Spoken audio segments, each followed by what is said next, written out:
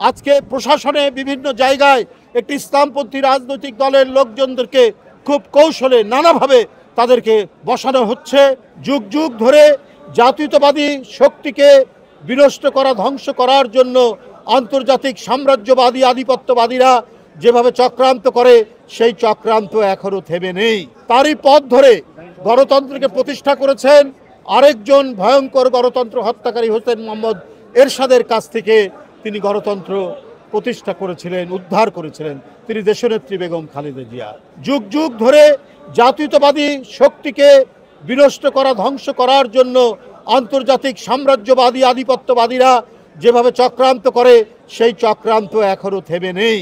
তারা নানাভাবেই চক্রান্ত করছেন এবং তাদের চক্রান্ত বাস্তবায়নের জন্য নানা ধরনের মাস্টার প্ল্যান তারা করে যাচ্ছেন।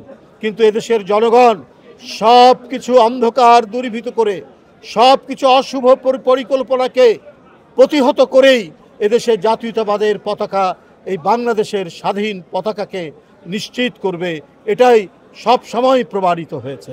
আমরা দেখতে পেলাম যে ভারতে অসুরের মূর্তি বানানো হয়েছে ডক্টর ইউনূসের চেহারা দিয়ে, তার মুখমণ্ডল দিয়ে, এবং আরও বিশ্বের দু একজন। তো এগুলো তো অত্যন্ত নিম্ন রুচির পরিচয়, একটা অপসংস্কৃতির পরিচয়। ভারতে আমরা শুনেছি সঙ্গীত শিল্পকলার এত চর্চা হয়, সেই দেশ এত নিম্নরুচির পরিচয় দেবে, এটা আমরা কল্পনা করতে পারি না। আজকে বাংলাদেশে সাম্প্রদায়িক সংঘাত তৈরি করার জন্য নানাবিধ প্রক্রিয়া চলেছে, কিন্তু এদেশের জনগণ, এদেশের মানুষ, এদেশের দেশপ্রেমিক মানুষ, এদেশের হিন্দু মুসলমান জনগোষ্ঠী সবাই টের পেয়েছে কোথা থেকে কি হচ্ছে।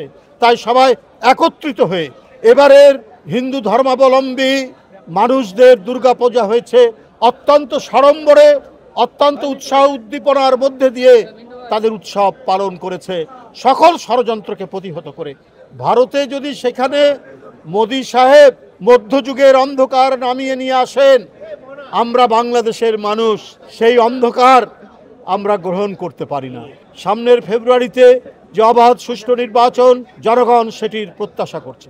এই যে দীর্ঘ 16 বছর প্রকৃত ভোটাররা ভোট কেন্দ্রে যেতে পারেনি, সেই নিশ্চয়তা বিধান করবে এবারে নির্বাচন কমিশন এবং ডক্টর ইউনূস সাহেবের নেতৃত্বাধীন অন্তর্বর্তীকালীন সরকার। আজকে প্রশাসনে বিভিন্ন জায়গায় একটি ইসলামপন্থী রাজনৈতিক দলের লোকজনদেরকে খুব কৌশলে নানাভাবে তাদেরকে বসানো হচ্ছে।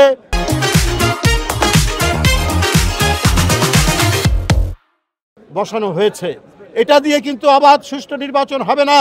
জনগণ প্রত্যক্ষ করছে, আমরাও প্রত্যক্ষ করছি কোন কোন গুরুত্বপূর্ণ পদে এই সমস্ত বিশেষ রাজনৈতিক দলের মনোভাবাপন্ন প্রশাসক এবং আমলাদেরকে বসানো হচ্ছে।